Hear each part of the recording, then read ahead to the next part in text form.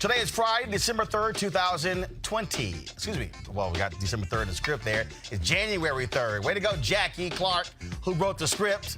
Yes, I'm busting you out. It's Friday, January 3rd, 2020. She got December 3rd. All right, U.S. forces kill a top Iranian general. Donald Trump gloats. The question is, will this lead to war? We'll talk with MSNBC analyst Malcolm Nance about what is next. Also, Trump today, right now, holding a rally in Miami with his far right-wing conservative evangelicals.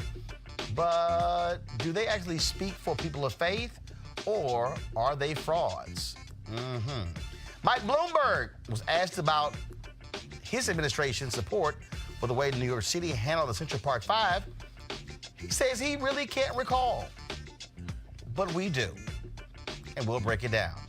The governor of Virginia, Ralph Northam, wants the statue of Robert E. Lee removed from the U.S. Capitol, and the white cop in New York who broke into a black woman's house in Tennessee and threatened her and her sons, well, that punk ass has quit.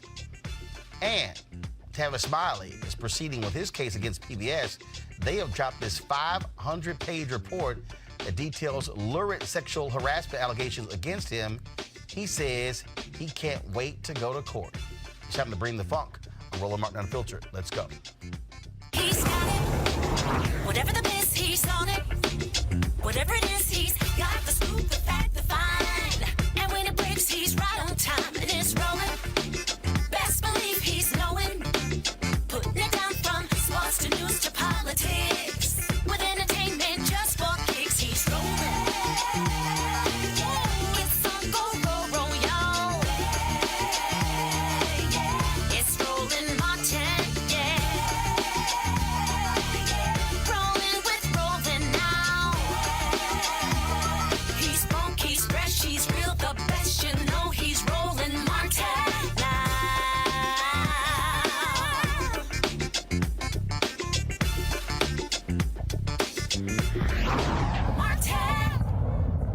All right, folks, the U.S. has deployed thousands more troops to the Middle East after Trump ordered an airstrike that killed the top Iranian general. Also, Iran's supreme leader, Ayatollah, has vowed vengeance.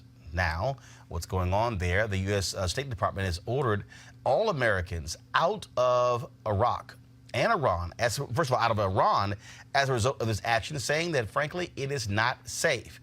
Now, what's interesting is that Donald Trump had lots to say when President Barack Obama was in the White House when it came to Iran. Our president will start a war with Iran because he has absolutely no ability to negotiate. He's weak and he's ineffective. So the only way he figures that he's going to get reelected, and as sure as you're sitting there, is to start a war with Iran. Now, I'm more militant and more militaristic than the president. I believe in strength. But to start a war in order to get elected, and I believe that's going to happen, would be an outrage. Iran can be taken down in many ways. Their population is in turmoil. They look at what's happening in Syria and other countries where it looked like it was an impossibility, and it looks like that one's going to collapse also. So Iran can be taken. I would never take the military card off the table. And it's possible that it'll have to be used because Iran cannot have nuclear weapons. But you've got to exhaust other possibilities. And we're in a great position to do it. They know, or they at least must know, that they're in a little bit of heat because there's a lot of pressure to attack. This is a great time to negotiate. Unfortunately, we have a president that doesn't know the first thing about negotiation. We have a real problem in the White House. So I believe that he will attack Iran sometime prior to the election because he thinks that's the only way he can get elected. Isn't it pathetic? Yeah, it is pathetic, because could that be the only way Donald Trump gets reelected? See, there's always a tweet or a comment from the Orange One when these things happen. Now, today in Palm Beach, where he was speaking, he finally appeared before the press. Now, understand, normally what happens when the President of the United States takes an action like this, they notify what is called the Gang of Eight. That is the top congressional leaders in the House and the Senate. Donald Trump didn't do that. In fact, we also know now that he told Israel about this attack before he told American congressional leaders.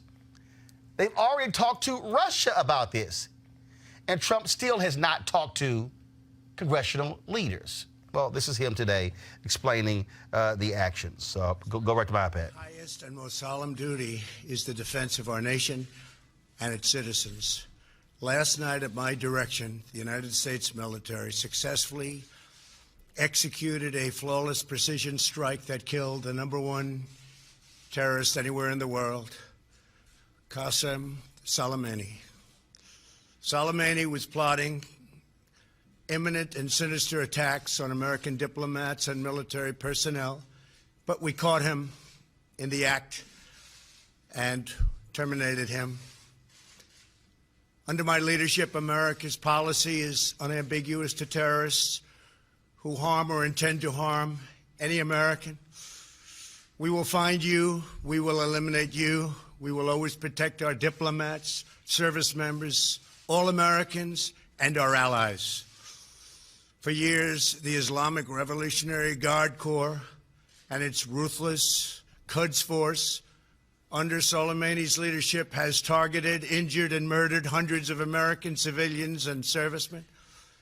The recent attacks on U.S. targets in Iraq, including rocket strikes that killed an American and injured 4 American servicemen very badly, as well as a violent assault on our embassy in Baghdad, were carried out at the direction of Soleimani. Soleimani made the death of innocent people his sick passion, contributing to terrorist plots as far away as New Delhi and London. Today we remember and honor the victims of Soleimani's many atrocities, and we take comfort in knowing that his reign of terror is over. Now, what's interesting about this is Donald Trump didn't even know who the hell this guy was when he ran for president in 2015. The folks at Fox News were actually joking about it. What's also interesting about this is that he calls him the #1 terrorist in the world. That's actually not true. So he was simply making those things up. The question now is what happens in that region. I want to bring in our panel here. This is a huge story because, again, it raises concerns among many Americans in terms of, are we now going to be entering into another war in the Middle East? Julian Boykin, he's with the Young Republicans of Southern Maryland. Dr. Nyambe Carter, Howard University Department of Political Science. Mustafa Santiago Ali, former senior advisor, environmental justice for the EPA. Dr. Carter, I'm going to start with you. This is somebody who has said that we should be pulling out of the Middle East. Supposedly, Jared Kushner is negotiating a Middle East peace plan. This action right here completely throws all of that out of the window. Iran has made it clear they're going to strike back. So if you are American troops, if you are Americans living in that region, there is great fear because you have no idea what is going to happen next when it comes to the Iranians. Absolutely. I mean, they made it clear that peace is off the table. Right? At this point, they want revenge. I think he has done this without really thinking about what the destabilizing effects are going to be on the region, right? I mean, there's one thing to sort of be strong and have a show of force. It's another thing to now plunge ourselves into another war with domestic considerations for the people who are on the ground there, right? This is going to have ramifications, not just for Iran, but that whole region. So I think people better buckle up because there are going to be more deployments, right? They are already strengthening the number of troops that are in the region. So this is about to be an escalation, and it's going to escalate very quickly, I think. I want to go to right now to MSNBC analyst Malcolm Nance. He, of course, serving long time in U.S. intelligence, author of the book, The Plot to Betray America, How Team Trump Embraced Our Enemies, Compromised Our Security, and How We Can Fix It. Malcolm, put into context exactly what has taken place in the last 24 hours. Well, what's happened here is that we've seen the United States take a very, very decisive step, is a polite way of putting it, towards essentially war with Iran. this goes back 1 week ago when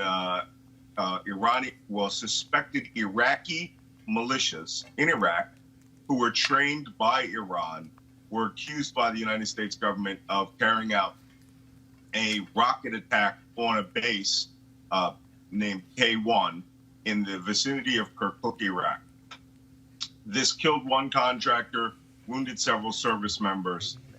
From there, they decided that this was backed by Iran, that Iran apparently gave the Iraqis the weapons and equipment to do this, which, you know, when you're talking about an Iraqi militia, is a little laughable because the Iraq is awash with weapons. From that point, the United States vowed that they would have retribution against whoever did this, and that's apparently when the planning to kill the top Iranian general, Qasem Soleimani, a man who has been involved in Iranian Revolutionary Guard Corps terrorism since the 1980s. Soleimani is not just a general. He is like a combined equivalent of the vice president, the chairman of the Joint Chiefs of Staff, and, you know, has rock star status, like, you know, almost equal to Barack Obama, for example, because he is also the man that mobilized Iraq's militias from a ragtag group of people into a 500,000-man force that defeated and pushed ISIS completely out of Iraq. He was very public. He was on television all the time, very popular. And apparently the United States, carrying out a drone strike, executed him. The deputy commander of a gentleman by the name of Al-Muhandis, or the engineer, as it's translated, who was the commander of the Kata'ib al-Hezbollah, the organization that carried out the protests around the embassy the other day and laid siege to the building. They were both killed in the airstrike, and there have been reports that commanders from two other militias were arrested and seized by U.S. forces. So Malcolm, explain apparently this. The United States decided that we would go directly at the Iranians and essentially wipe out their most popular figure outside of the Ayatollah Khamenei himself. Malcolm, explain this. So Donald Trump stands before the cameras in Florida and says this was the #1 terrorist in the world. That's not true.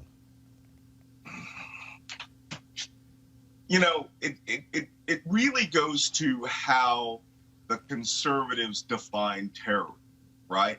Anyone that they don't like, who may have been involved in activities which were nefarious, they can do that. Now, I have been in this business since the early 1980s, and Qasem Soleimani came on my radar in 1986 when we were carrying out activities to rescue and find hostages that were being seized by the Lebanese Hezbollah terrorist group.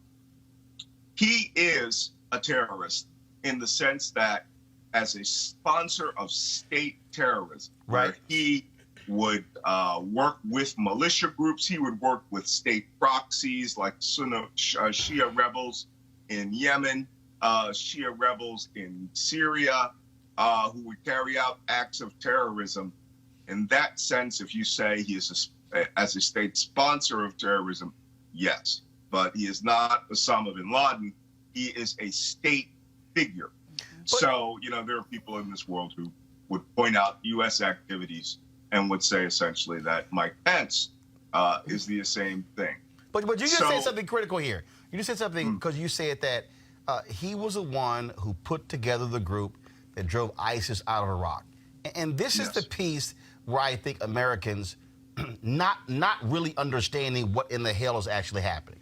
So here you have, again, in this country historically, Because first of all, if we want to go all the way back to Mossadegh in 53, where the Iranians, there was a time when the Iranians loved America, but when we helped what is basically British Petroleum BP today overthrow Mossadegh, then Iran and put the Shah of Iran, that's what changed everything. But what's interesting here is that what you're dealing with in this region is that you have, at one time we loved Saddam because he hated Iran, then we were down with Iran because they hated Iraq. Here you have an Iranian general who's driving ISIS out, and we're supposed to hate ISIS. And I think that's the piece that people don't understand. You have these different loyalties as that's happening there because different people have different interests based upon what what is happening in their country. Well, in this circumstance, you're absolutely right. But you would have to understand this is when Iraq was invaded by ISIS, where they came from northern Syria and then drove almost down to the top of Baghdad. Iraq was working almost principally by itself, and then with the air assistance of the United States. And this is where enters Soleimani. He runs the Revolutionary Guard Corps in Iran. They are a massive paramilitary force of, almost 500,000 men, scalable in wartime up to 2 to 3 million men. And the IRGC's mission in this case was to assist Iraq and whatever they need as Shia religious brothers, so to speak, right? They all come from the Shia faith. He came with weapons, equipment, organization, and literally organized this ragtag band of Iraqi militias that were essentially guys with guns and turned them into an army and had them fight side by side with the Iraqi army when they retook the city of Mosul and then drove the ISIS out in the northwest and the west. Soleimani worked in coordination with us because, of course, he was working with the militias. He was on the battlefield all the time. He was a very hands-on general, and he worked with these Iraqis to help them lose. I mean, they lost thousands of men, but they drove ISIS out of Iraq. So in that circumstance, we needed him. But that doesn't mean that he wasn't awash with blood all over his hand. I mean, Soleimani was a bad actor. He worked in Iran's interest. He did not work in our interest. And of course, after our mutual interest was ended, he went back on the hit list. Now, that doesn't mean that we should have struck him when we did, where we did, because what happens in this administration is they carry out acts without thinking about the consequences. They have no consequence management skills.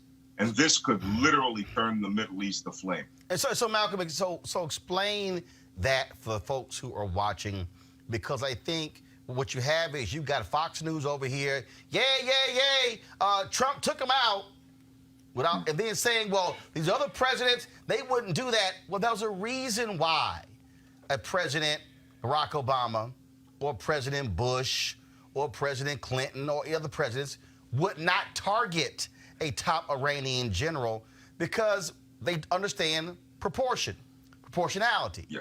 Because you have to not just say, well, if we take him out and his aides and a couple other people, and then everything is all done. No, you got to be thinking 10 steps ahead, that if we take him out, then what's the ripple effect? How does that now alter the course of history? That is the issue here that I think people have to understand.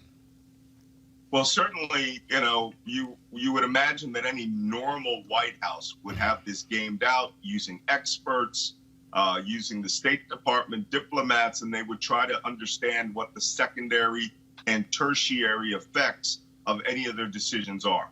However, when you get a situation that's much, much similar to the George W. Bush decision to just go into Iraq and wipe that country out, Saddam Hussein and its leadership out, where they literally hid all of their operational planning away from diplomats, and literally, when I was in Iraq, said they didn't want any experts or anyone that could speak the language or understand the culture. So this is where you get disasters from. And what's happening here, Soleimani, although he deserved that missile, it's the secondary and tertiary effects and, quaternary effects as they come. Right now, the ball is in Iran's court. They have the option of setting the Middle East on fire or being a little magnanimous about this and exacting their revenge later. And that could be any number of proxies. But, you have the new commander of the Iranian Revolutionary Guard Corps, who was the deputy of Soleimani.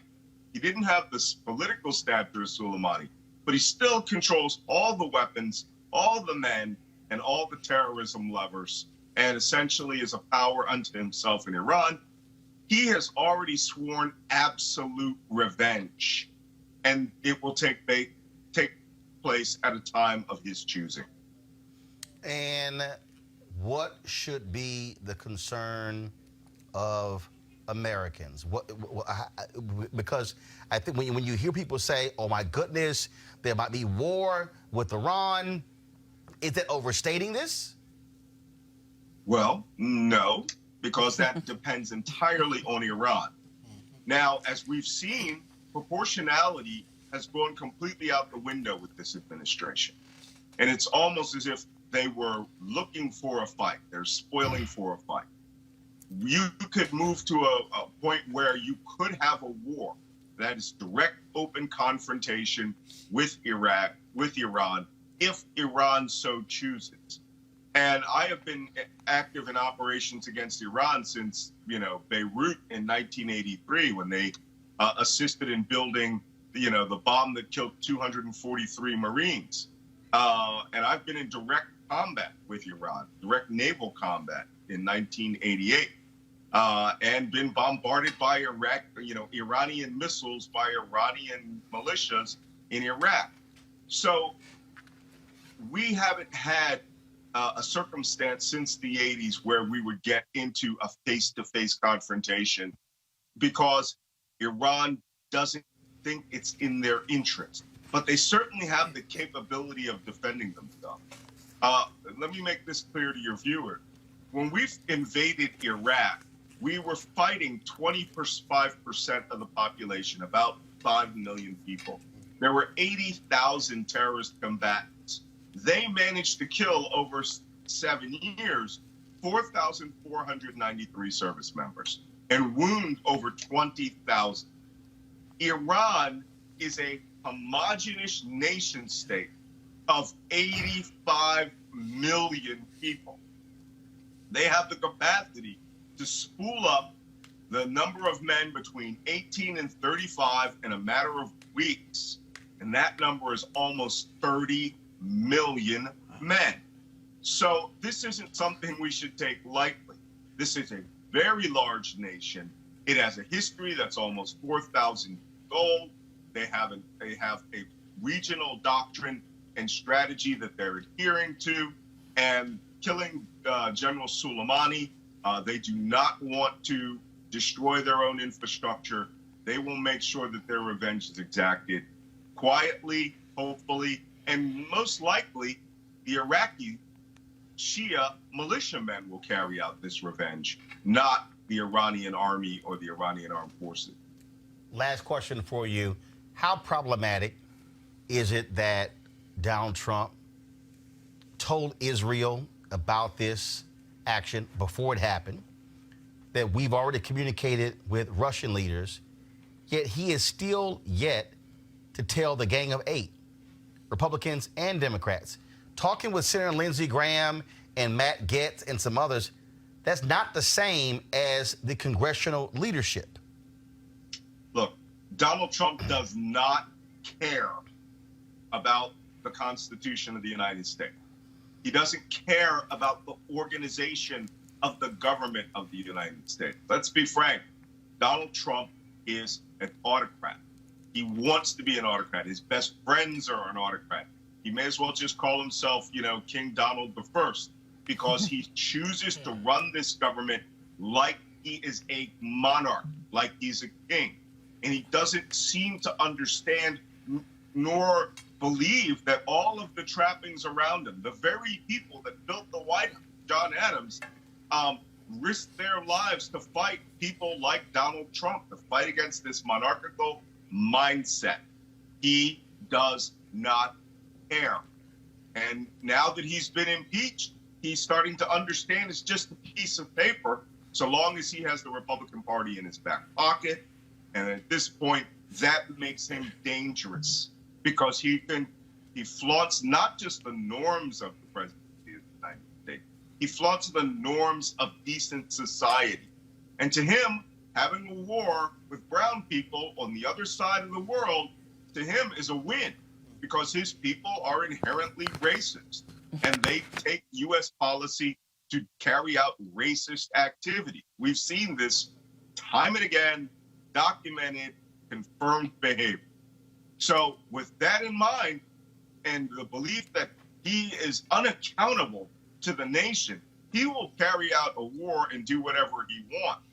And hopefully that Iran's retaliation isn't so severe that he starts thinking about applying the use of nuclear weapons, because he is an absolute monarch. He has the authority, so long as the target is not something crazy like France. He has the authority to target and use nuclear weapons as he sees fit, because the people of the United States, in their infinite wisdom, chose him as president. That's how the rules work. I know I had a final question for me, my panelists. You have any questions for Malcolm? Anyone? All right, cool. Malcolm Nance, man, always a pleasure. Again, folks, you definitely want to get his book. It is called he's the author of The Plot to Betray America, How Team Trump Embraced Our Enemies, Compromised Our Security, and How We Can Fix It. Malcolm, thanks a lot. My pleasure. All right, go to our panel here. Dr. Carter, you were speaking before we had to go to Malcolm. I want to pull in Mustafa here.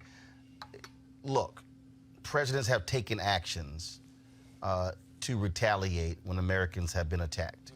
But to Malcolm's point, you better be thinking about the 5th and 6th and 7th, 8th and 9th and 10th steps. There's no evidence this administration can think beyond the first action. Yeah, I mean, it's reckless. It's reckless policies, dangerous policies. And it's interesting also, you've noticed that the generals who were part of the administration before, who may have been able to, quell some of this, to provide that advice and recommendations that's important to any leader to say this is not the move to do, they're no longer there in that administration. No one has a voice to be able to help make change happen. And I appreciate what Malcolm was saying also by breaking this down for folks, because folks don't actually understand, the infrastructure that's there in the Middle East that will be damaged, that will be destroyed, and it will have repercussions here in this country. And also, since I come from a climate background, I understand when you start blowing up oil wells, how that will also impact the environment. There are so many things that will be connected to this set of, like I said before, reckless movements that will play out for generations to come. Julian, Speaker Nancy Pelosi issued this statement where she said, go to my iPad, please. American leaders' highest priority is to protect American lives and interests. We cannot put the lives of American service members, diplomats, and others further at risk by engaging in provocative and disproportionate actions. Tonight's airstrike risks provoking further dangerous escalation of violence. America and the world cannot afford to have tensions escalate to the point of no return. She then says the full Congress must be immediately briefed on this serious situation and on the next steps under consideration by the administration, including the significant escalation of the deployment of additional troops to the region. Fair or unfair? That's fair. I believe that, Nancy Pelosi, if she wants to be briefed, she should be briefed. Now, not that she wants to be briefed. She's the Speaker of the House. She's part of that gang of 8. What I'm saying is, if she's saying, hey, I want to be briefed on how this decision was determined, who made it, what evidence do you have, I want to see it, then, the Trump administration, they should show that. Now, when they're going to show it, I don't know. I can't speak on that. But she's part of the 8. She should be entitled to that information. So I'm not saying she should not have privy to it. So she is entitled to the information. When she gets it, I don't know. I don't think Dr. Carter, they care. I think they have no intentions on doing that. And again, he pulls in Senator Lindsey Graham, who is not a part of the Republican leadership in the Senate. He's the chair of a committee. He's not the Speaker of the House. Excuse me. He's not the majority leader. He's not in the House Republican leadership conference or the caucus there. And so, again, to Malcolm's point, he doesn't care. Yeah. His whole deal is, I'm the president. I don't care what y'all think. I mean, the truth is, I mean, I think I think we were all so quiet because what Malcolm lays out is the very real possibilities that are here. But he does have a responsibility if he's going to be committing troops, right? He has to go to Congress within the next 48 hours. But I think more than that, all of the people who could have been stopgaps between this moment yesterday, right, that happened over the last 25 hours, and where we may be headed, were all kept out of the process because he does not care about potentially de-escalating a situation, right? All he knows is respond, respond, respond. But as Malcolm rightly points out, this is going to have larger implications for that region that we're not even thinking about, not to mention the size of this potential skirmish, right? Osama bin Laden was a person who was acting kind of outside of the bounds of the state. But now this is where diplomacy was supposed to come in. We're dealing with another nation, not some rogue actors, right? Not some outside militia group. This was a military official, right? A government official. Right. So now we actually have a moment where we're going to have to contend with another government, right? And that's a very different situation than we were in with 9/11. But we should also look at the difference between this administration and the last administration. So if you look at the Iran nuclear deal, there were a number of other countries that were a part of that. Not just the United States. Exactly. Multiple nations. Yes. And with this administration, you know, they reached out to Israel, and I understand that conversation that happened, but to the best of our knowledge, there was no conversation with the United Kingdom. There was no conversation with France. There was no conversation with Germany, which were a part of that nuclear deal that President Trump decided to remove us from a couple of years ago in 2018. And now we're in 2020, and he has now assassinated this leader, somebody who, you know, some have labeled him in his respective country as a rock star. So you know that's going to mobilize many young men to want to get engaged in whatever types of actions that are going to happen. And there are too many soft targets that are all over the place that will now be vulnerable based upon the actions that this president decided to make. And he has to carry the water on this for all the lives that will be lost. And here's the other thing that really gets me sometimes is that his sons are not of military age. So they're probably not going to be engaged in whatever might transpire here. And of course, we know his record. My family has served since World War II all the way up. But when he had the opportunity to actually serve, he decided to go in the opposite direction. Mr. Bone Spurs. Exactly. The last point here, and I think that this is really, what is so critical here. Most Americans, and I made that clear when I started with Malcolm. Most Americans have no idea what the hell the reality is in the Middle East. Have absolutely none. Again, if you look at American history, when we were friendly with Iraq, supplied Saddam Hussein with weapons because he was fighting our enemy, Iran. Then all of a sudden, we started hating Saddam Hussein, and so we started working with the Iranians to fight him. Now you're dealing with, remember, we were funding the folks in Afghanistan when supplying them with weapons, with all sort of different things to take down the Russians in Afghanistan. Boom, all of a sudden they flip, then turn against us. And it's understanding, what is happening. Look at Syria. We sit here, pull out of Syria to help the Turkish president, but then we screw the very people who were helping in Syria. That emboldens the Turks who hate the Turks hated, the Turkish president hated the folks that we were working with. He wanted to take them out. The Syrian president want to take them out as well. You're sitting here saying, okay, whose side should we be on? And that's part of the problem here, is that on any given day, who might be your friend on Monday is your enemy on Tuesday. And they might be your friend again on Wednesday. It might flip back to being your enemy on Thursday, and then you friendly on Friday. And that's the fundamental problem we have here. And not only that, we are in Iraq as guests of the Iraqi government. If the Iraqi government says, y'all got to go, we can't say, the hell with you, we're going to stay. No, we got to go. And so all of those issues, I think, are brought to bear.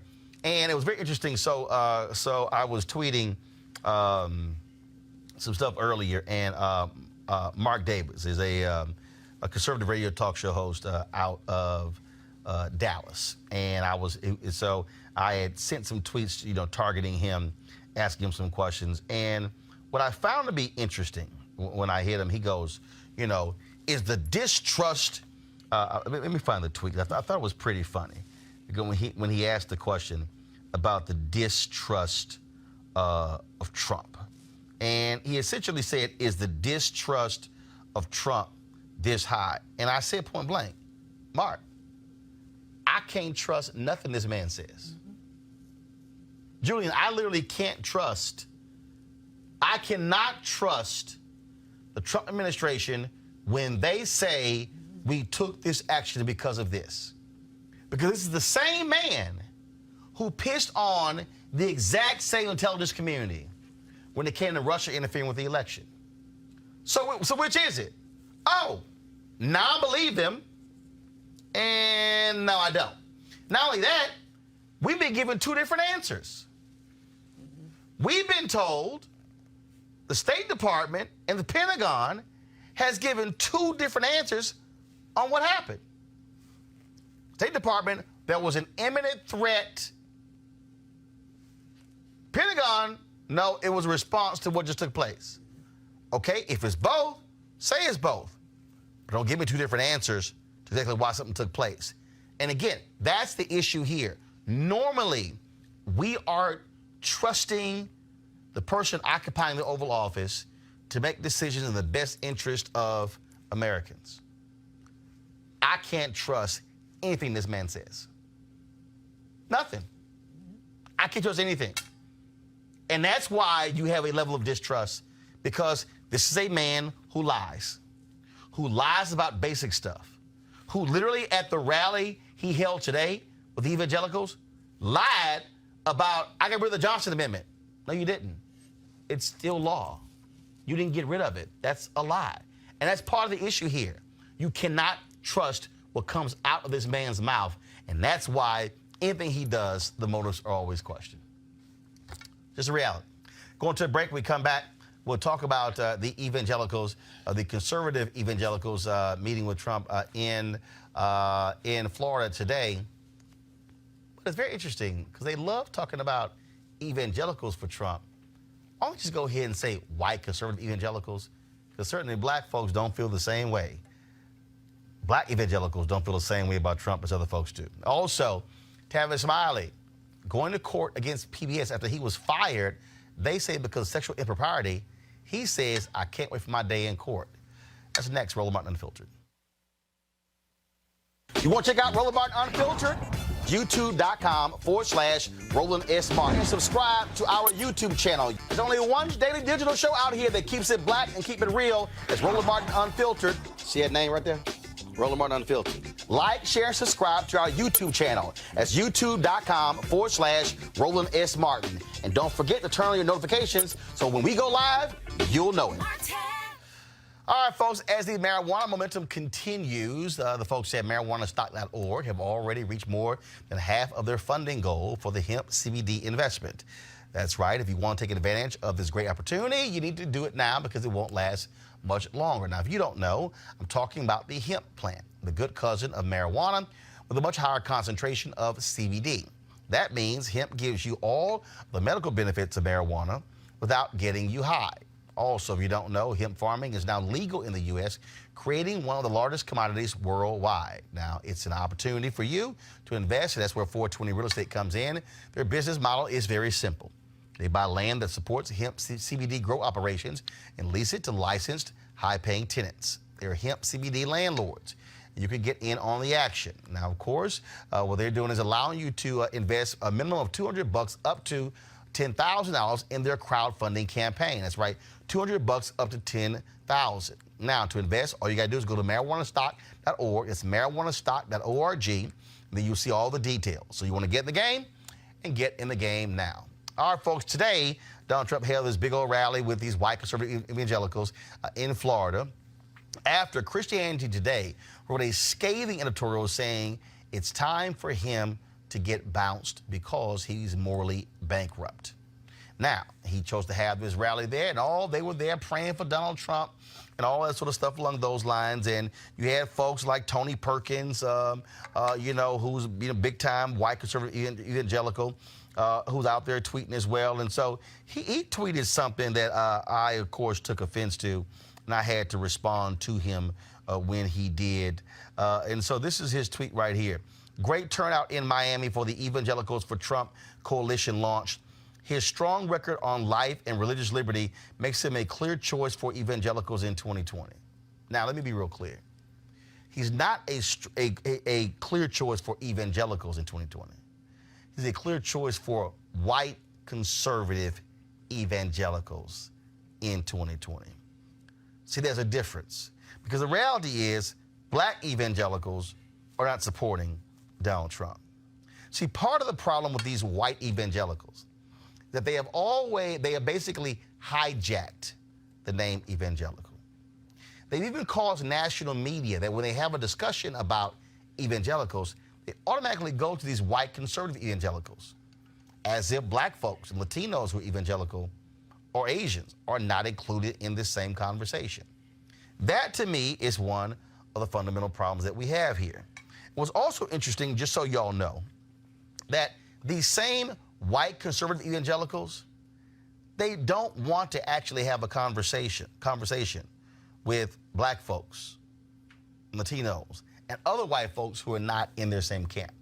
Let me help you all out. When Reverend Dr. William Barber and the Poor People's Campaign went to Liberty, Virginia, where Liberty University is, founded by Reverend Jerry Falwell, now run by his son, Jerry Falwell Jr., who's an attorney, not a pastor. Jerry Falwell Jr.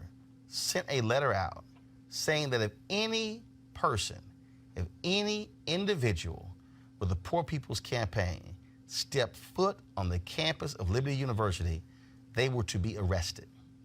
He ordered every student that no student or faculty at the university should even attend this event led by the Poor People's Campaign. What does that tell you about how these white conservative evangelicals think? Not only that, Reverend Barber, Reverend Jim Wallace, and others who call themselves progressive Christians have offered to debate these white conservative evangelicals. Folks like Jerry Falwell Jr. and Tony Perkins and Ralph Reed and Robert Jeffers and others. They've declined. What does that tell you, Mustafa, when you see what's going on here? Trump's hardcore base are these white conservative evangelicals who only care about two things: same-sex marriage and abortion. They don't give a damn about anything else. Those are the two most important things they care about, and that's why they also want these hardcore right-wing judges on the federal bench. As Franklin Graham said, they will be actually ruling on policy when I'm no longer here.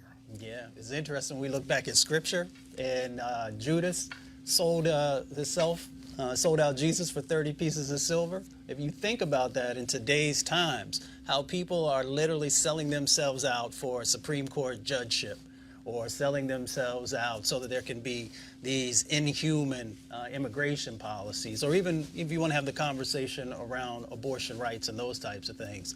That's the reason that folks don't want to actually have a real conversation, a debatable conversation, one, on Scripture, but two, on, if you say that you're a follower of Jesus, what the reflection of that should actually look like and should be. And, you know, that's the reason folks don't want to deal with Reverend Barber, because they know, one, he understands the book, but he also understands what humanity is actually supposed to look like. Julian, here's what's interesting. Go to my iPad, please. Poverty grew in almost half of Pennsylvania counties despite strong national economy. You will not hear these white conservative evangelicals talking about this here. They don't want anything to do with the Poor People's Campaign. They will stand there and talk about, how they love Jesus, but they love that Trump tax cut. They love deregulation, but you will not hear him. And what did Jesus talk more about in the Bible than anything else? Money, the poor. These folks don't give a damn about the poor. Who do black evangelicals follow? Black evangelicals actually, I believe, broaden the notion of what it means to be a person of faith. I think black evangelicals do not define the faith based upon who's gay and who's pro-choice or who's pro-life. I think black evangelicals look at how do you care for the poor? Look at how do you treat your brethren? And I'll give you an example. Pastor Maurice Watson, when he was in Omaha, Nebraska, a group of white conservative evangelicals came to him, loved his pro-life stance. He's now a preacher here, Metropolitan in D.C. Came to him and said, we want you to participate with us in our pro-life march. He said, sure, not a problem. But I need y'all to do something for me. They said, what? He said, I need you to march with me against these crack houses in our neighborhoods. You know what the white preachers in Omaha, Nebraska said? Oh, no. That's your problem. See, that right there, I think, defines the difference between black evangelicals and white conservative evangelicals. I think religion has its place in politics, but I don't agree with it when you use it, when you pick and choose how you use it. I think if you're going to be fair and reasonable across the board for everybody, just be fair and reasonable across the board for everybody. So I don't like when people pick certain verses out of the Bible and use it against you to make you feel bad, but at the same time, they don't adhere to those same principles. So I think, it should be fair and reasonable across the board, because I've seen black pastors that don't want to support gay marriage, and they have that right to do so. And I asked them, I'm like, okay, where do you stand on certain issues? We can't just overlook that.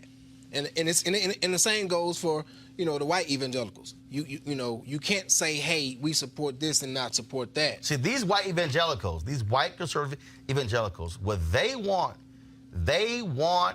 far right-wing judges on the federal bench, Dr. Carter. Mm-hmm. And we've already seen the whole deal here. Many of these folks, they are against civil rights. Yep. They support voter suppression. They rule for big business and against folk. And so what these evangelicals are doing, these white conservative evangelicals, and yes, it's a sprinkle of black, it's a sprinkle of Latino, and what they're doing on the Latino side, the reason they get more Latinos who are evangelicals is because of the Catholic Church. Mm-hmm. Because the Catholic Church is opposed to abortion. The Catholic Church is also opposed to the death penalty. Mm-hmm. Not these folks. Right. Well, I mean, look, I think the thing about white evangelicals, and they can wrap themselves in the cloak of Christianity if they want to, their ideology is white supremacy.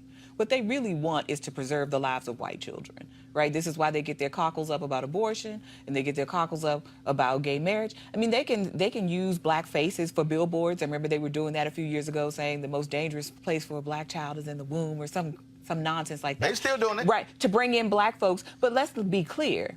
These people don't want to do anything to sustain life beyond being born, right? They are not about anti-poverty. They're not about clean environment, right? Clean water. They don't care about any of those things. They certainly don't care about the unfair application of the death penalty to black and brown folks who are more likely to die, right, by those means. So they don't care about life per se, right? What they care about is making sure that they can extend their lives and their beliefs beyond their time. And let's be clear, most people don't believe what they believe in, right? But they found someone who can say, I care about pro-life, and I care about, a heterosexually defined marriage, and that to them is the litmus test. All of the other things that come with sustaining life, they don't care about. So I always say when these people say they're Christian, I say, well, the God they serve is a white, blue-eyed Jesus, right? It's not a God of all of us. In their minds, this world and the world that they want to leave behind is going to be the world that best produces white people and white children. And they are clear, I think, to me, from what they've said and in their deeds, right? That is what their main interest is. It's not about love. It's not about a more robust life, No. right? So that we can all live it abundantly. They don't care about those things. In fact, Mustafa, I remember this vividly because I remember talking about this when I was on CNN. And so Bob Riley was the governor of Alabama, Republican, white, conservative, evangelical. He said that this was back in 2003 or 4. He said that the tax code, actually 2006 or 7, the tax code in Alabama was grossly unfair to the poor. So in Alabama, they started taxing people beginning at $4,600. One of the lowest thresholds of any state in the country. He said this makes no sense. If you're making $4,600, he said you can't afford to be paying taxes. So he had this $1.2 billion tax package that was going to raise taxes on the wealthy and businesses and was going to cut taxes for poor families. What's interesting is that Chamber of Commerce supported the governor's proposal. In fact, what he also did was he used the Bible and what would Jesus do as a campaign theme. This person was interviewed. He said, I just don't think you can find a justification in the New Testament for taxing a family that makes $4,600 a year. He went all around the state proselytizing. What would Jesus do? It lost 65% at the ballot box. And those white evangelicals in Alabama, guess what? They voted with their pocketbooks against the poor and against this proposal. And that's what I keep trying to explain to people. Their faith is a buffet line. I'm gonna take one of those, and I'm gonna leave the rest. That's why I call them hypocrites, and that's why I call them out. In the Bible Belt, making those types of decisions, it doesn't matter. It's not even in the Bible Belt. Far too many folks place the dollar over their spirituality, and it's very clear to see. And, you know, we all going to have to answer for the decisions that we made and the actions that we made in one day.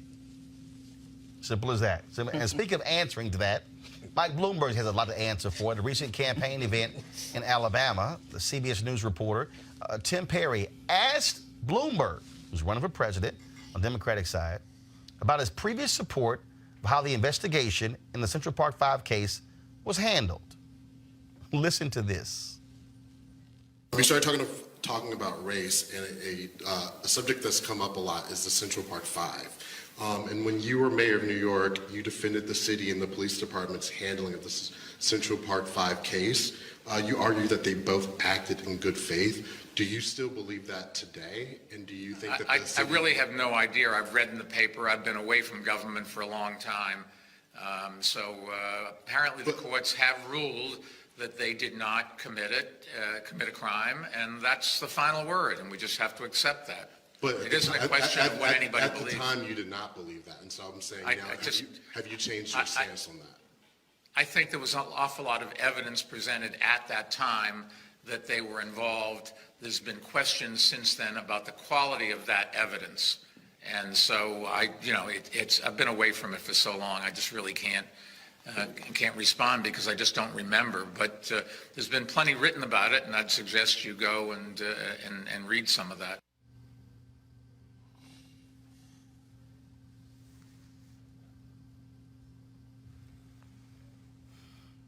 I have never lived in New York City. I am a native of Houston, Texas. But Do you think for a second that I don't remember this case? Do you think that somehow over the course of time I've forgotten the Central Park 5 case? That's like asking somebody black who grew up during Jim Crow, did you forget the Scottsboro Boys? But let me also explain to you why Michael Bloomberg is an absolute fraud with that answer. Because Mike Bloomberg, as mayor, opposed, let me say this loudly and clearly, Mike Bloomberg, as mayor, opposed a settlement for those young men. The only reason there was a settlement was because de Blasio was elected mayor. Mike Bloomberg is lying. To say you do not recall the details, to say, well, some evidence was presented and, you know, there were some questions, and then to say, well, we just have to accept the court's. Really? It was renewed as a result of the Ava DuVernay film on Netflix? So, Mike Bloomberg, are you telling us you were completely out of the loop on this one? Mustafa, I said this, the apology that he gave at Pastor A.R. Bernard's church on Stop and Frisk was BS. I don't accept it. I don't buy it. This man was defending Stop and Frisk as late as January of 2019, and all of a sudden you're telling me that in November of 2019 you found religion and now you see that it was bad? On this case here, this man simply, it is disqualifying the answers that he has given on this case, and it is no different than Trump defending his actions in this case as well. You notice also words have power, and he said apparently. So apparently leaves this space for folks to still hang there and say, well, maybe they really were guilty, even though the DNA evidence said that they were not guilty. So, and here's the other thing that matter of fact, let's do this here. Let's do this here. I want to do this. I want you to play back what he said, because I want people to actually listen to every single word that he said. And so I want you to play it, and then as soon as we come out of the break, come out of that, Mustafa's going to answer, Dr. Carter's going to answer, and then Julian's going to answer. So play it back exactly what Mike Bloomberg said about this. We started talking about race, and a subject that's come up a lot is the Central Park 5.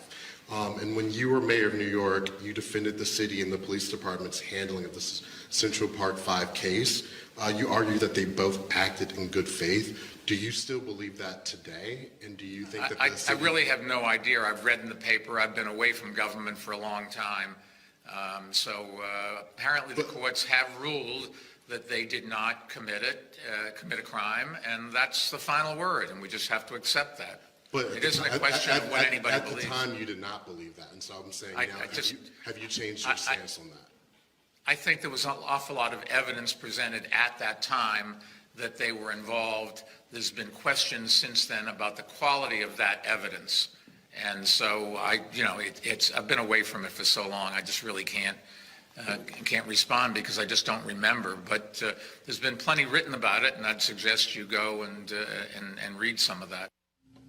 Yeah, so again, apparently, no, it's not apparently. The courts have cleared them, have said that they were innocent. The DNA evidence also cleared them. So here's the other thing.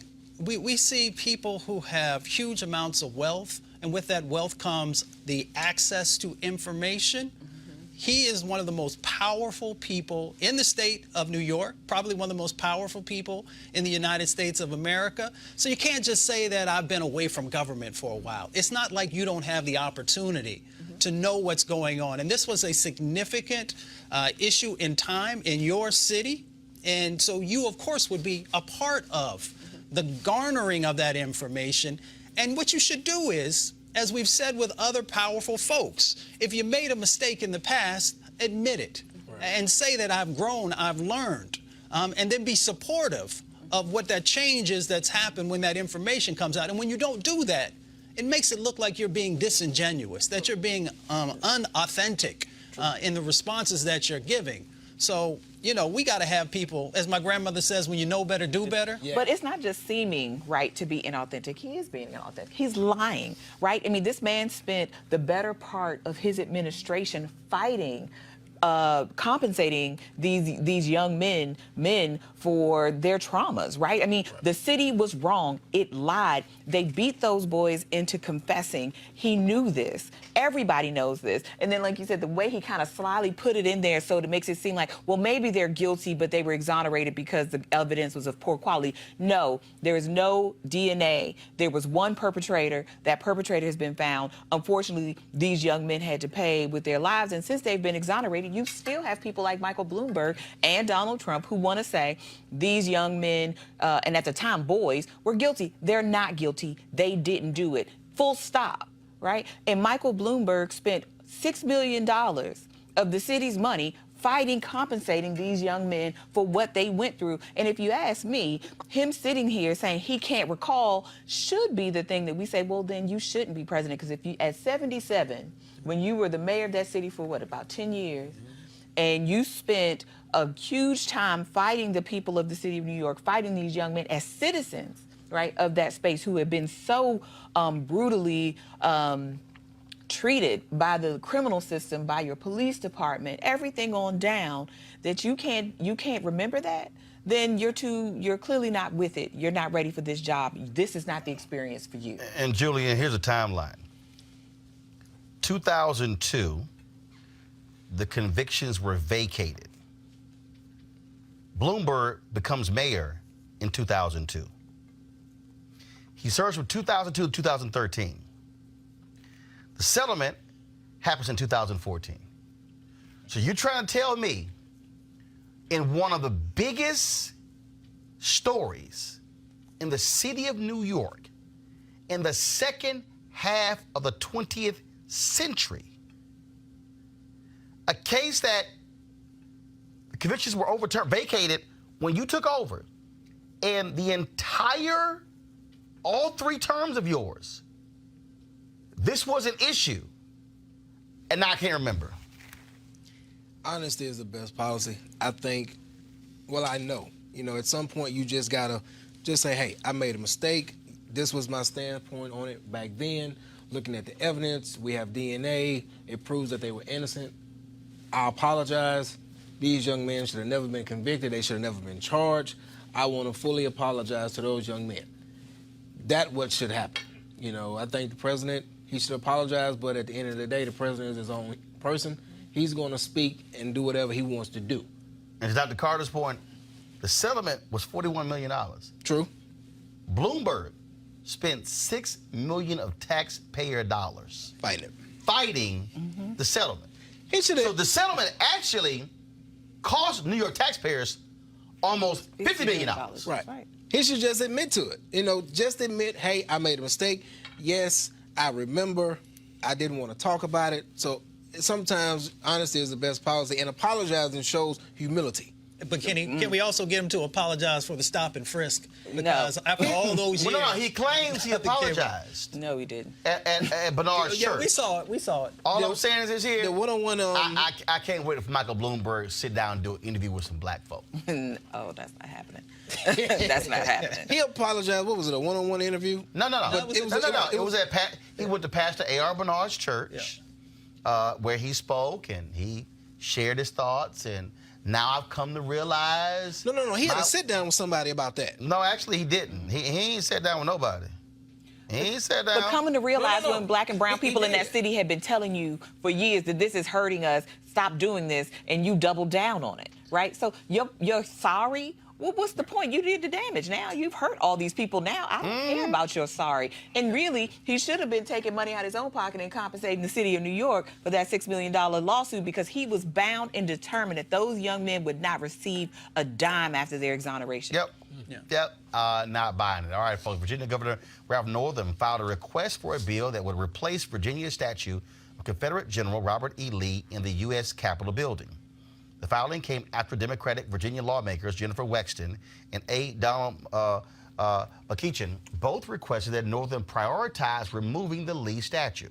They also recommended a number of Virginians who could replace Lee, including educator and orator Booker T. Washington and civil rights attorney Oliver Hill.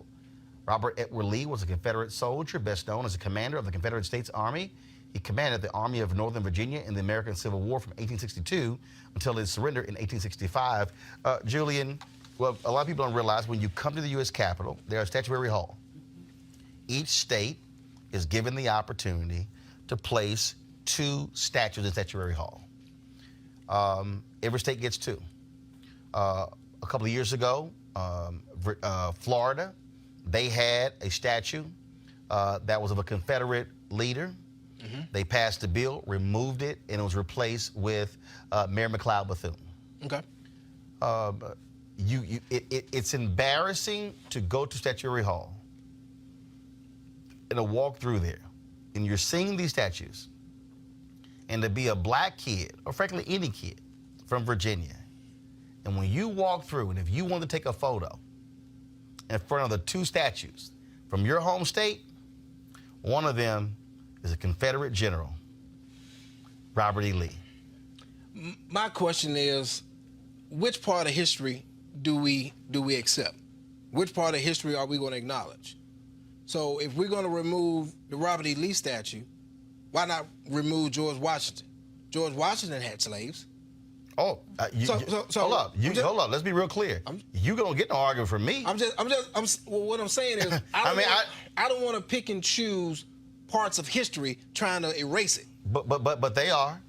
But they are. See, first of all, what they've done is the people who support these statues, they've lied. They've lied all these years.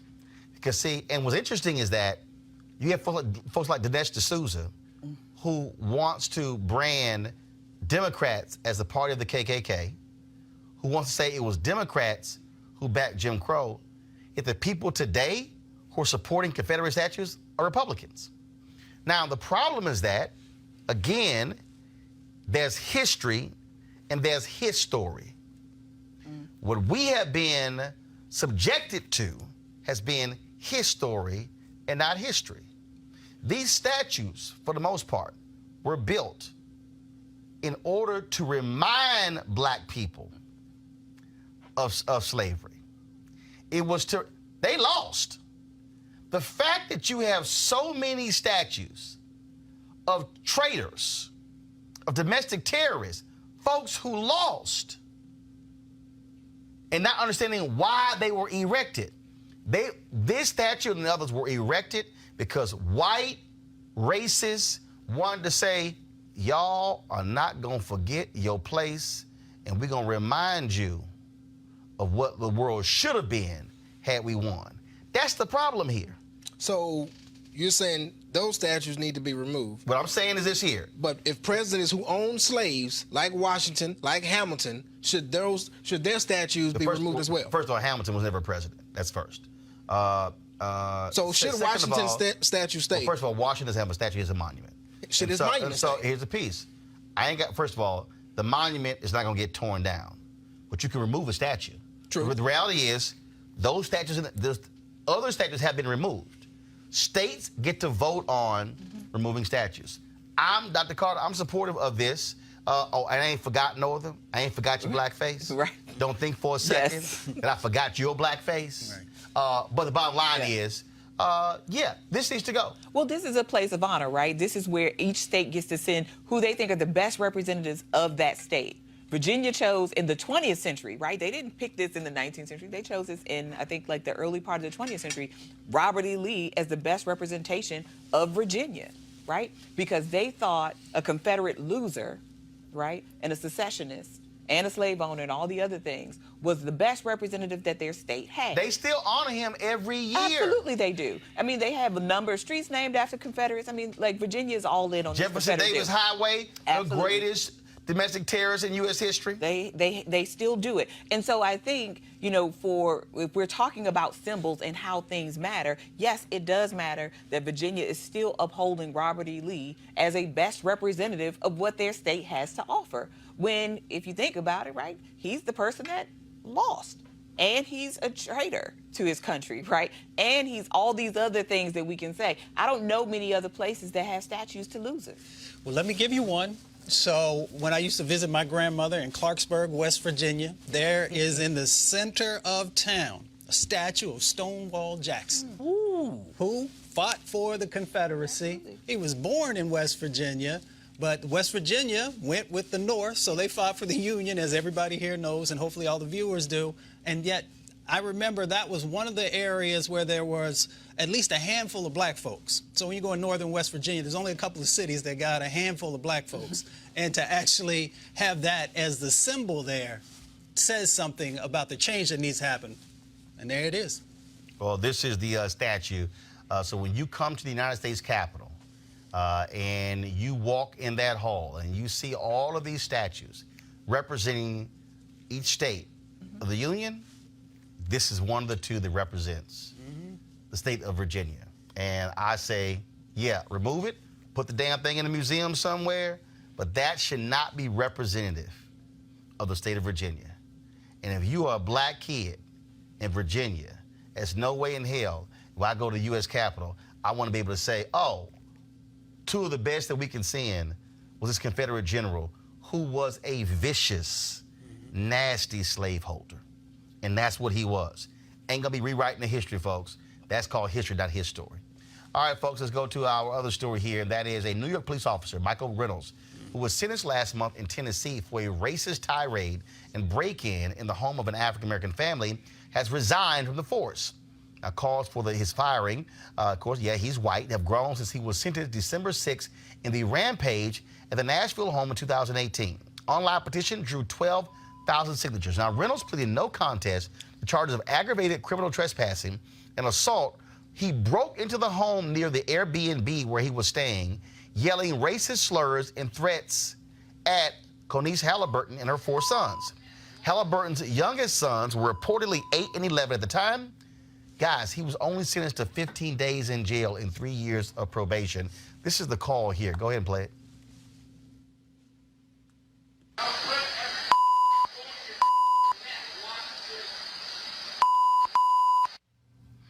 15 days. Yeah, he should have lost his damn job and hopefully does not get a pension.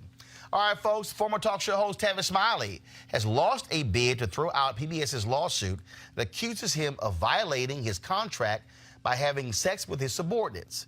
Smiley's attorneys argue that PBS was trying to punish him for behavior that long predated his current contract.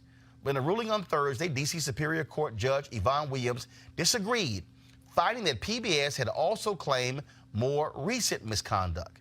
PBS canceled Tavis's show after receiving a complaint of sexual misconduct in late 2017. Smiley sued PBS in February 2018, accusing PBS of conducting a sham investigation and of dismissing him based on racial bias. PBS countersued, alleging that Smiley had violated his morals clause and had engaged in financial impropriety. A trial is currently scheduled for February 10th.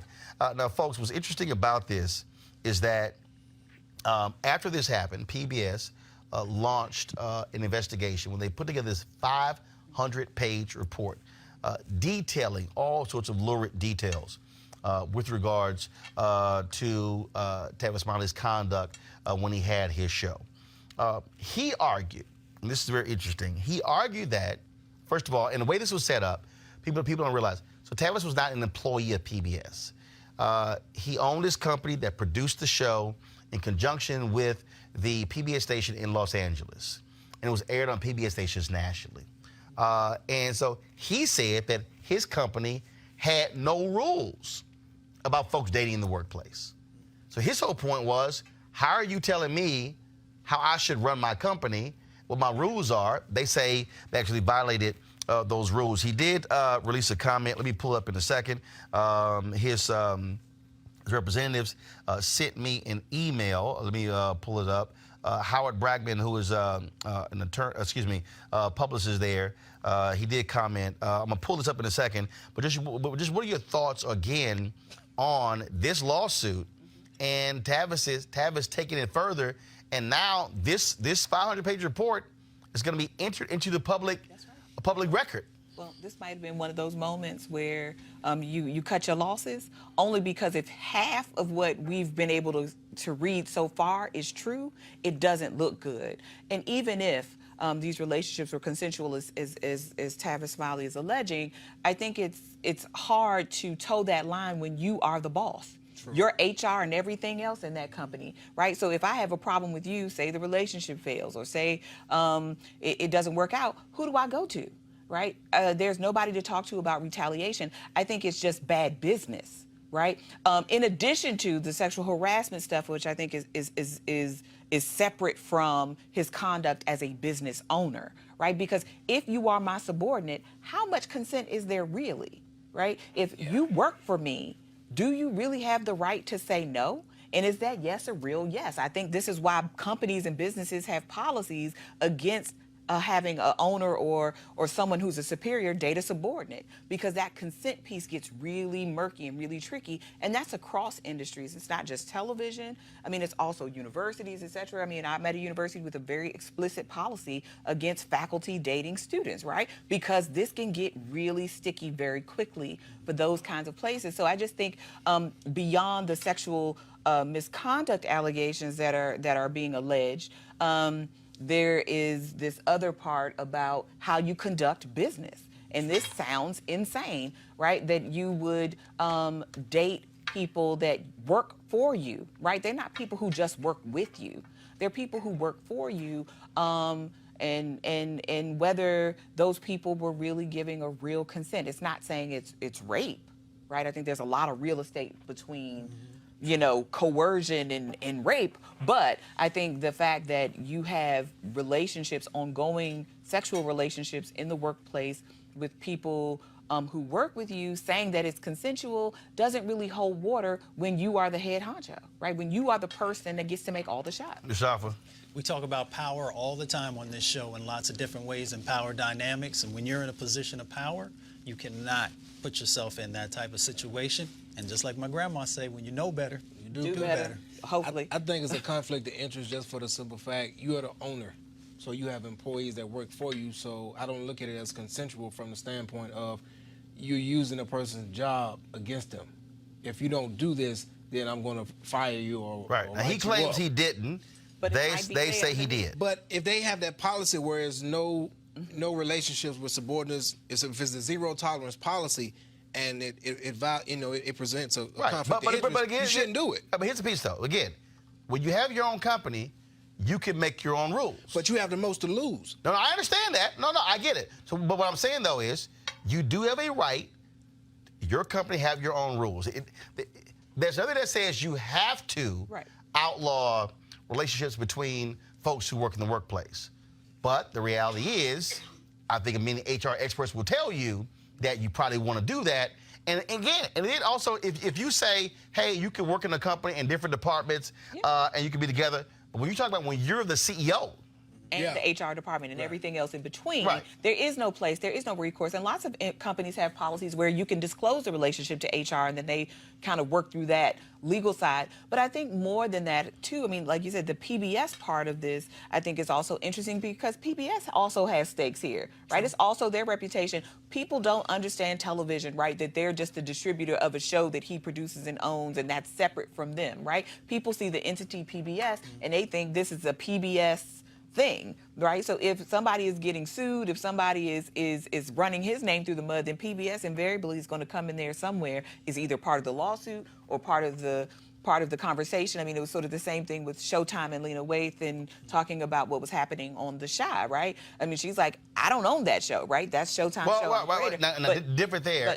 Again, how that was set up, yeah. But I mean, everybody gets pulled into the conversation, whether who owns what. And I think for PBS, it's sort of like, let's exercise an ounce of caution here and let's not pursue this any longer, because this relationship is looking like it's going to be a problem for us. And as a public broadcasting entity, they might have different considerations than, say, a larger network or some other kind of entities. I don't know. I think this is where the technical TV side comes in. But I can imagine them not wanting to be put in the same conversation with sexual harassment, especially in this moment that we're in now, where everybody is sort of kind of on alert and more sensitive. And I think for the better. But certainly, I think if they have an image to protect and an image to uphold, this relationship was no longer serving them, and it had to go. This is the statement here. I'm going to pull it up. Tavis Smiley dropped this comment on his Facebook page. Go to my iPad, please. A weak case you play in the press, a strong case you play out in a court of law. I look forward to my day in court February 10th, which I have finally been granted after 2 years of fighting. Julian? I think at the end of the day, you can't shit where you eat. You know, you don't jeopardize your livelihood for convenience, especially when that convenience is a conflict of interest. There are plenty of people you can date outside of the workplace rather than jeopardizing that type of environment. And I will also say, I mean, look, you know, I made it clear to anybody. I'm like, look, if anybody ever accused me of something, it's gonna be like, he a hard ass. He didn't touch me. He tough. He didn't touch me. Oh, you can hang that up. Cause look, I don't even. Let me be real clear. I don't even hug folk.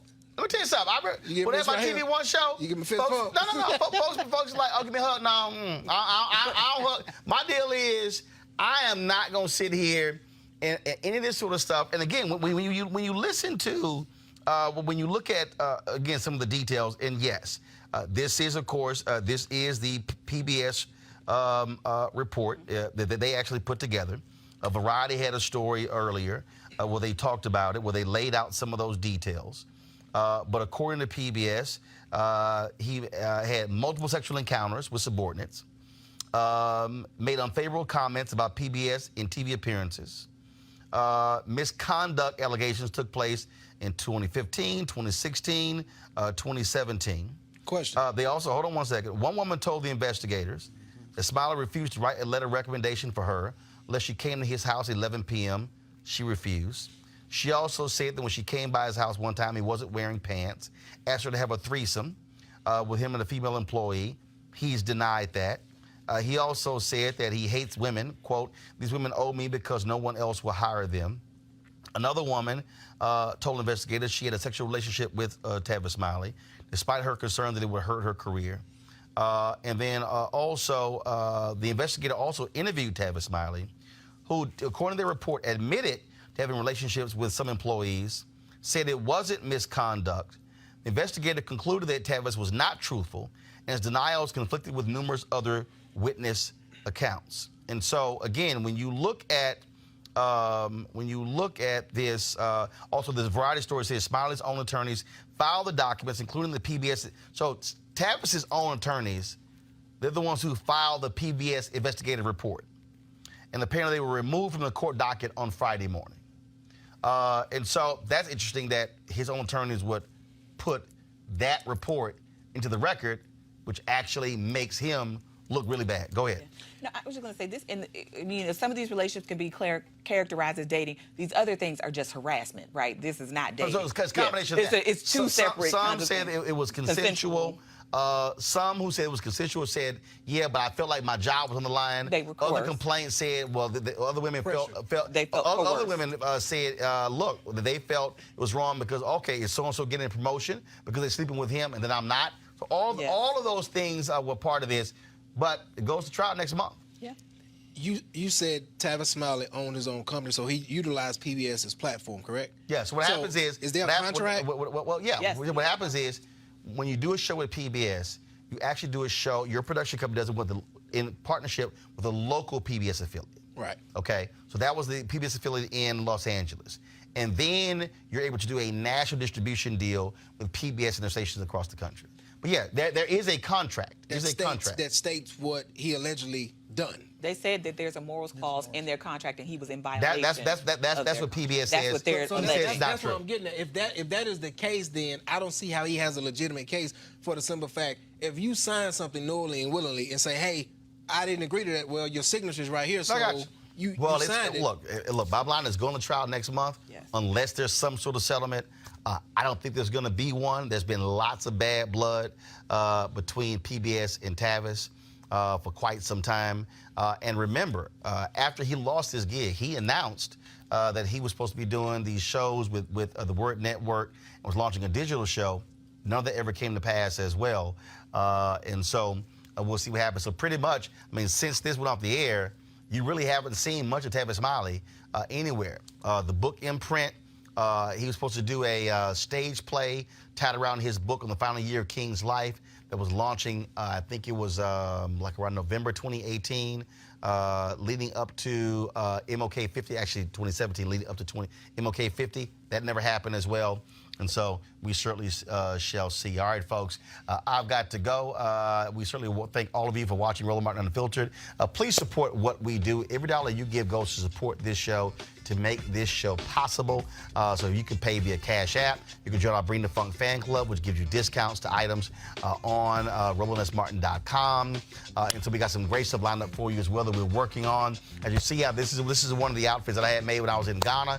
This is called the Nkrumah Kente. So every time you see a piece of kente cloth, it's actually named. There's a meaning behind it. And so Kwame Nkrumah, of course, was the first president of Ghana. So this kente is called the Nkrumah Kente. So I want to thank the folks at Charisma in Accra, Ghana, who made this outfit. They got some other stuff that I'm making, but y'all see all that later. And I got one that's black and gold. You really love that, Mustafa.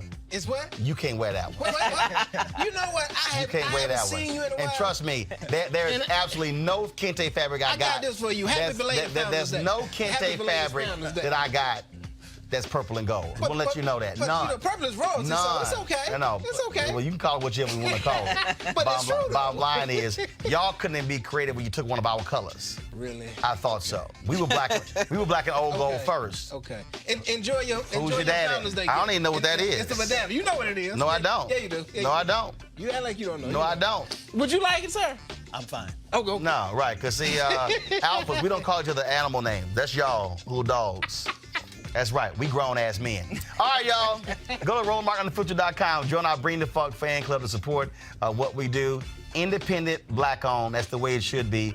We're able to speak truth to power, and we got to ask nobody's opinion to do so. I'll see you guys on Monday right here. Have a fabulous weekend. Oh, by the way, before I go, this weekend, now, y'all, I don't watch the NFL, but I did have to say something about Henry Peterson and his poor little Cowboys. In fact, I'm a Cowboys fan. You a Cowboy fan? I'm gonna add you to it. Well, go ahead. In fact, y'all, is this the phone here? Twitter, so I went to Giant earlier. Had to get some fruit. I started the D-Herbs 21-day cleanse. Y'all, I saw the most pitiful looking thing I have ever seen. Which phone is it on? I just got to show y'all this here before we go. Pull the music down. I'm gonna end the show in 1 second, but I got to go ahead and show this here because y'all gonna get a kick out of this here. So I'm going through. I'm in the parking garage, and y'all, the car next to me. I saw this and I just busted out laughing when I saw this. Henry, go to my iPad. Y'all, somebody actually had a little limp Cowboys car flag flying on their car. I tweeted this out, and Mark Lamont Hill said they should be at a half mast. That's what he said. And of course, you know, the polar Dallas Cowboy did make the playoffs. 8-8. The sun shines on the dog, but every night. I'm just saying. You can't win them all. I'm just saying. I understand you can't win them all, but y'all didn't win many of them. And so it's a little rough. It's a little rough for you Cowboy fans. I understand. And see, now that I know you're Cowboy fans, that just make it worse. So you know, Mega and a Cowboy fan. Oh, that's trifling. And so. And your team is. So any of y'all, I'm from Houston. You from Houston? We're in the playoffs. Y'all ain't gonna get far. Are we in? Okay, but are y'all at home? It's okay. Oh yeah. How far you think? Matter of fact, who does Houston play this weekend? Buffalo. Matter of fact, let me go ahead and show y'all this here. Who does Houston play? Buffalo. Stephen A. Smith posted this one here. Let me go ahead. I just want to this is the last one I'm gonna show y'all because I know Henry right now is pain having to direct the show. He's a huge Cowboy fan, and so Stephen A. Smith hit this out. All my Cowboy players, where's the best place to sit for the playoffs? So. That right there that's for y'all. Because I just want to go ahead and just, there's lots of room on the couch. How many for y'all to Super Bowl rings do enjoy. y'all have? Hold on, really? You want to show that one? I mean, how many You know Super what? Bowl rings does Houston You know have? what? I'm glad you brought that up. How many Super Bowl I'm rings glad do y'all I'm glad have? you brought that up because No. How many my Super man Bowl this rings the last one right do here. y'all have? My man Eton Thomas sent this out yesterday, and y'all, this right here. Go ahead, pull that up. Nights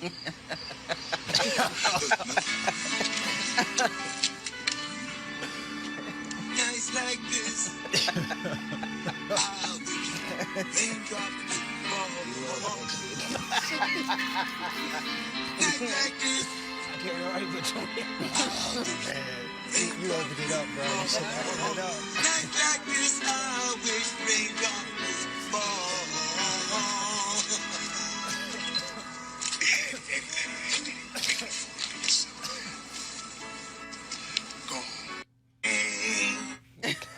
I was not going to play that. But the moment you brought up your Super Bowl that took place before my nieces were born, that was just so. Eton Thomas, I appreciate you tweeting that out there. But Julian, and just so y'all know, when I was playing, Julian was like, "Damn, that was." He said that was a good one right there. That was a good one. Yes. That was a good one. All right, y'all. As we always end every Friday, of course, showing the folks who contribute to Roland Martin Unfiltered. We want to thank all of you, including you Cowboy fans out there. We surely appreciate it. Thanks a lot. I'll see you guys on Monday. Holla!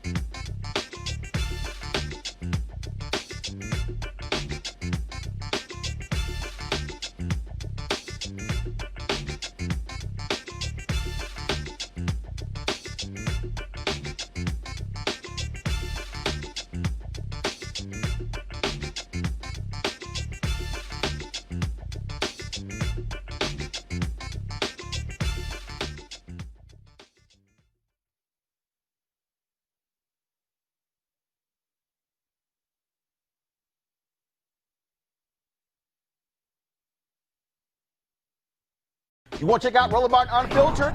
YouTube.com/Roland S. Martin. And subscribe to our YouTube channel. There's only one daily digital show out here that keeps it black and keep it real. It's Roland Martin Unfiltered. See that name right there? Roland Martin Unfiltered. Like, share, and subscribe to our YouTube channel. That's YouTube.com/Roland S. Martin. And don't forget to turn on your notifications so when we go live, you'll know it. Hey everybody, this is your man Fred Hammond, and you're watching Roland Martin, my man, Unfiltered. Hi, this is Essence Atkins, and you're watching Roland Martin Unfiltered. Hey, yo, Peace World, what's going on? It's the Love King of R&B, Raheem Devon, and you're watching Roland Martin Unfiltered. Hi, my name is Brescia Webb, and you're watching Roland Martin Unfiltered. Ow. Well, I like a nice filter usually, but we can be unfiltered. What's going on? This is Tobias Trevelyan. And if you're ready, you are listening to and you are watching Roland Martin Unfiltered. What's up? I'm Lance Gross, and you're watching Roland Martin Unfiltered. Hi, this is Cheryl Lee Ralph, and you are watching Roland Martin Unfiltered. I mean, could it be any other way? Really? It's Roland Martin.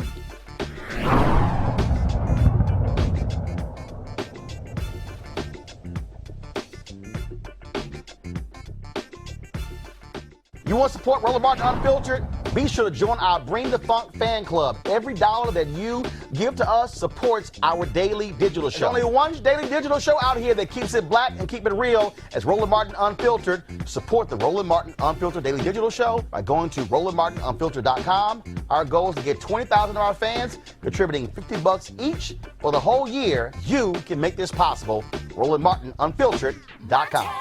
Hey fam, want to check out Roland Martin Unfiltered? The blackest show on all of digital, cable, and broadcast. Check out our audio podcast.